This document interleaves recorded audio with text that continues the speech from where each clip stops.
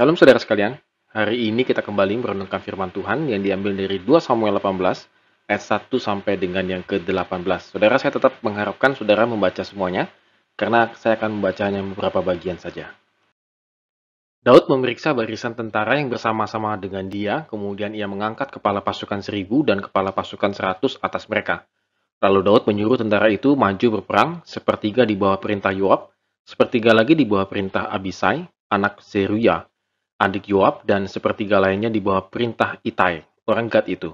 Lalu berkatalah raja kepada rakyat, "Aku juga akan maju berperang bersama-sama dengan kamu." Tetapi tentara itu berkata, "Janganlah tuanku maju berperang, sebab apabila kami terpaksa melarikan diri, maka mereka tidak akan menghiraukan kami, bahkan sekalipun mati separuh daripada kami. Mereka tidak akan menghiraukan kami. Tetapi tuanku sama harganya dengan 10.000 orang daripada kami. Sebab itu adalah lebih baik bahwa tuanku bersedia menolong kami dari kota." Sesudah itu Yoab meniup sangkakala sehingga tentara berhenti mengejar orang Israel. Sebab Yoab mau menahan tentaranya itu. Lalu mereka mengambil mayat Absalom dan melemparkannya ke dalam lubang yang besar di hutan itu. Kemudian mereka mendirikan di atasnya timbunan batu yang sangat besar dan seluruh orang Israel melarikan diri masing-masing ke kemahnya.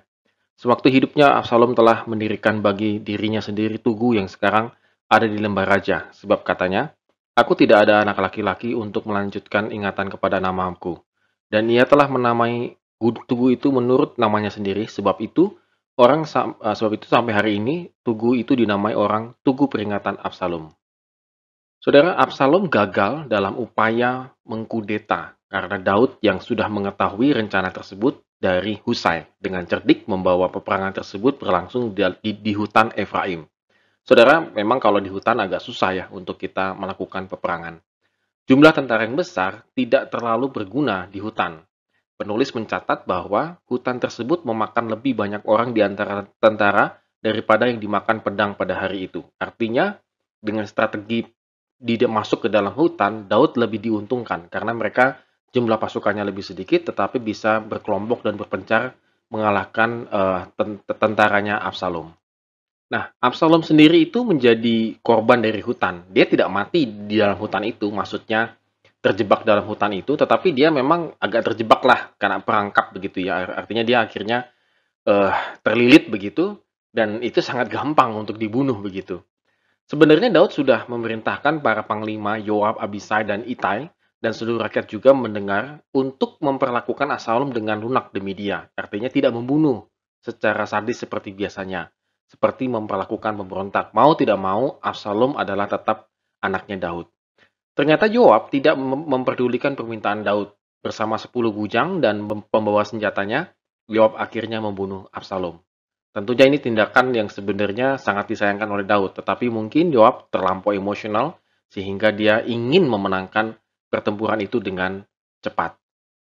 Ya, jadi saudara sekalian, di satu sisi tindakan Yoab itu merupakan pembangkangan terang-terangan terhadap perintah Daud.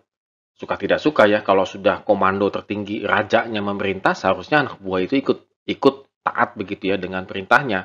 Tetapi Yoab tanda petik ya, mengabaikan. Mungkin sangat emosional, kesal, dan bercampur semua-semuanya ya, apalagi dalam situasi medan pertempuran. Tapi di sisi lain, itulah hukuman yang harus diterima orang yang berkhianat terhadap ayahnya sendiri, dan terutama terhadap orang yang diurapi Allah. Suka tidak suka, Absalom tidak diurapi Allah. Hanya Daud yang diurapi oleh Allah untuk menjadi raja. Jadi Absalom ini memang mengkudeta, memberontak terhadap bapaknya sendiri, rajanya sendiri, dan bahkan lebih dalam lagi, kepada Tuhan. Nah, hal inilah yang menjadi hukumannya dia. Suka tidak suka, ada satu konsekuensi yang harus ia hadapi ketika dia melakukan kudeta terhadap Daud, dan secara tidak langsung dia juga mengkudeta Tuhan. Ya, saudara, inilah akhir hidupnya Absalom, suatu akhir yang tragis dan membawa begitu banyak orang untuk mati bersamanya. Bahkan orang menyebutnya dia itu tragisnya kenapa? Karena dia tidak memiliki keturunan anak laki-laki. Belum sempat berkeluarga lah dengan baik begitu, punya keturunan dan lain sebagainya. Sehingga dia mati kayak mati menjadi seorang yang single begitu ya. Dan bagi adat istiadat orang Yahudi tentu hal ini sangat memilukan sekali. Dia berjuang mati, artinya matinya menjadi sia-sia. Saudara, kita belajar dari Absalom bahwa segala niat, usaha, ataupun pekerjaan, apapun yang kita lakukan, namun jika tidak disertai dengan Tuhan, maka akan berakhir dengan tragis, saudara. Saudara mungkin satu sisi terlihat sukses. Absalom memang sukses. memasuki istana Daud, lalu kemudian dia memerintah sebentar gitu, lalu mengejar Daud begitu untuk membunuhnya. Sepintas sukses, ada satu fase suksesnya begitu ya. Tapi akhirnya menjadi sangat tragis. Hal ini kenapa saudara sekalian? Karena Absalom tidak diurapi oleh Tuhan. Karena Absalom tidak menyertakan Tuhan dalam kehidupannya. Sama halnya dengan kita saudara sekalian. Ketika kita akan memulai usaha, pekerjaan, dan lain sebagainya, kalau tidak disertai Tuhan, pasti gagal. Walaupun ada fasenya yang berhasil, tapi kemudian hari akan gagal dan sangat tragis. Oleh karena itu, saudara sekalian, hidup kita hanya sekali. Maka pakailah bersama dengan Tuhan dengan sebaik-baiknya. Mari kita pakai hidup kita bersama dengan Tuhan untuk mengerjakan karya yang lebih besar. Amin. Tuhan Yesus memberkati kita semua.